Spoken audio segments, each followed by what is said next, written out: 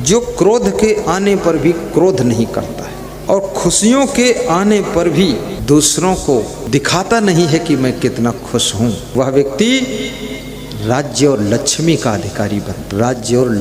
अधिकारी बनता है। इसलिए अपनी खुशियों को भी पचाना सीखना और यदि क्रोध आ जाए तो उसको पी जाना सीखना, क्योंकि क्रोध में लिया गया निर्णय आपके भविष्य को बिगाड़ते। कभी कभी राजनीतिक क्षेत्र में तुम्हें आगे बढ़ने के बहुत चांस थे, लेकिन तुम्हारे क्रोध ने तुमको ढकेल कर पीछे कर दिया। गुस्सा में आकर के तुमने हाई कमान को अंड बंड बोल दिया। बोलने से पहले तौल लीजिए किसको क्या बोलना, क्योंकि मुख से निकली हुई बोली, बंदूक से निकली हुई गोली, इस पर तुम्हारा कंट्रोल खत्म हो जाता, उस पर थोड़ा विवेक कर लीजिए। इसलिए जो बहुत बुद्धिमान होते हैं वे बहुत कम बोलते हैं, जो मीडियम बुद्धिमान होते हैं वो थोड़ा मध्यम बोलते हैं, और जो कम बुद्धिमान होते हैं फिर बहुत बोलते हैं। और उनसे कहो तुम जरा चुप रहो तो कहते मैं क्यों चुप रहूं, कोई चुप नहीं रहता, मैं भी चुप नहीं रहूं। और मौन की शक्ति को पहचानो।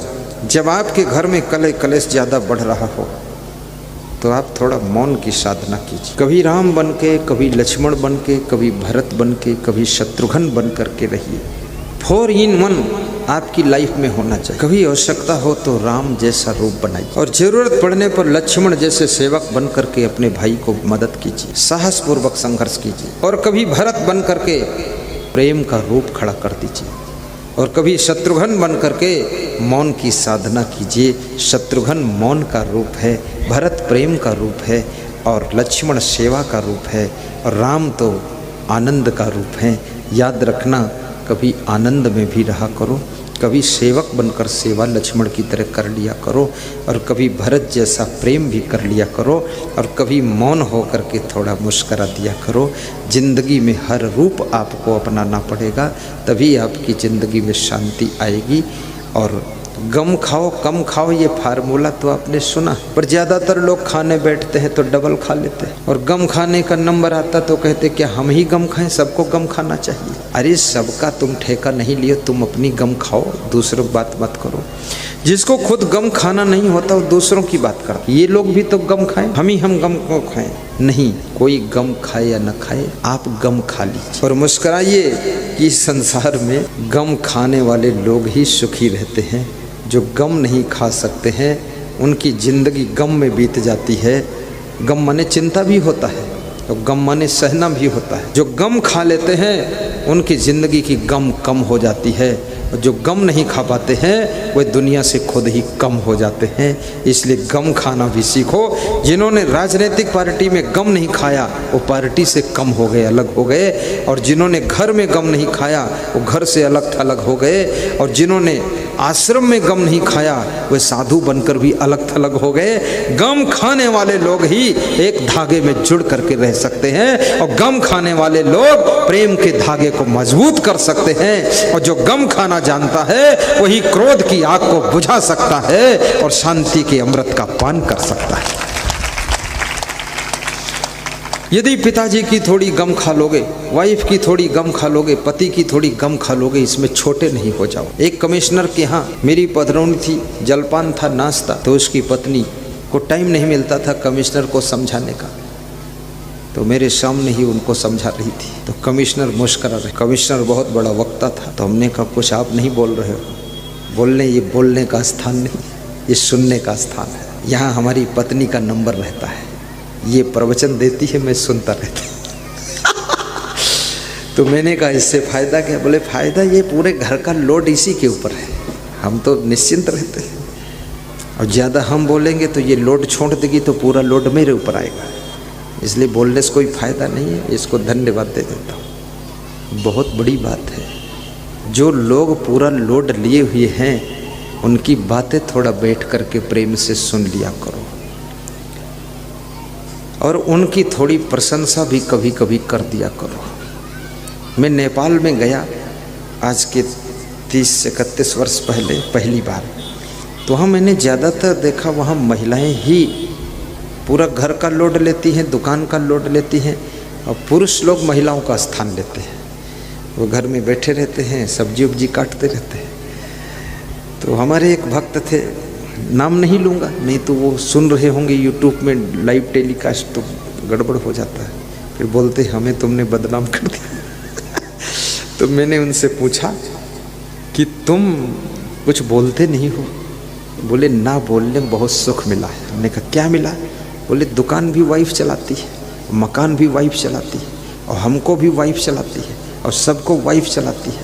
तो हमने कहा वाइफ को कौन चलाता है? बोले वो खुद को चलाती है। बोले हम बहुत सुखी हैं, ज़्यादा हम बोलेंगे तो ये सब लोड हमारे ऊपर ही आ जाएगा। और हम उसको रोज़ शाम को धन्यवाद देते हैं कि तुम बहुत बुद्धिमान हो और महान हो, तुम जैसी पत्नी मिल गई तो समझो हमको तो सब सुख मिल गया। तो वो और दौड़ दौड़ के काम करती है और मैं बड़ा आनंद से रहता हूँ, सोफा सेट पर बैठता हूँ।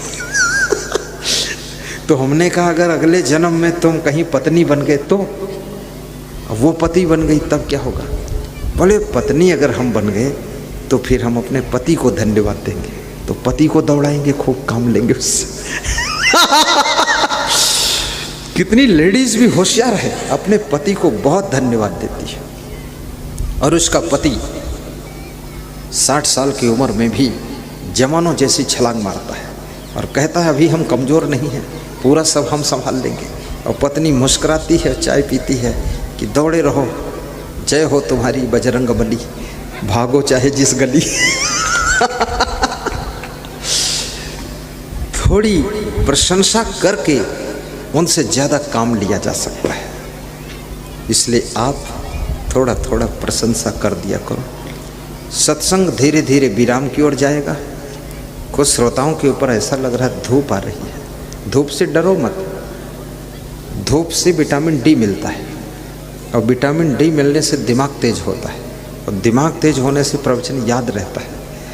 इसलिए धूप बुलाई गई है कि थोड़ा इन पर धूप पड़ जाए, नहीं तो ये सब भूल जाएंगे प्रवचन, तुम्हें याद रहे।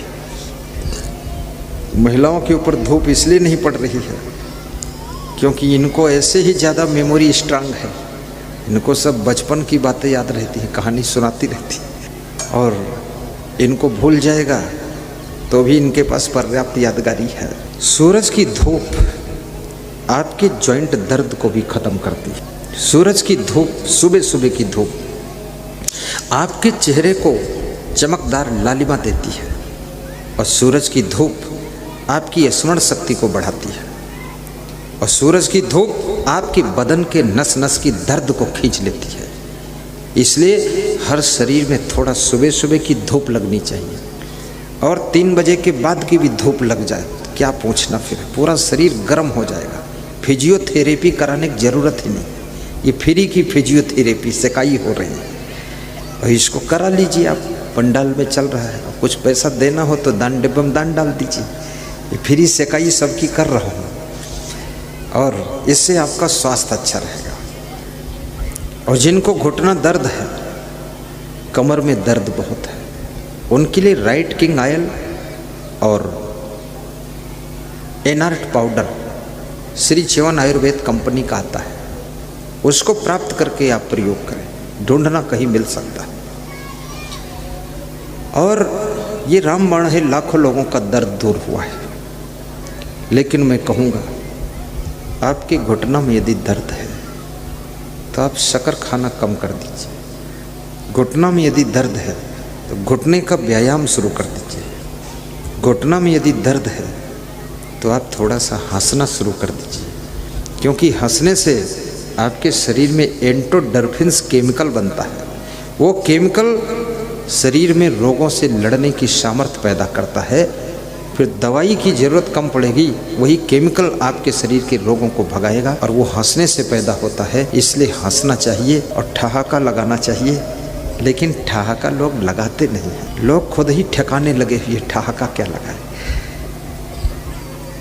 भगवान कृष्ण हंसते थे, इसलिए कृष्ण भगवान ने कंस के द्वारा भेजे हुए तमाम राक्षसों को मार गिराया था हंसते हंसते।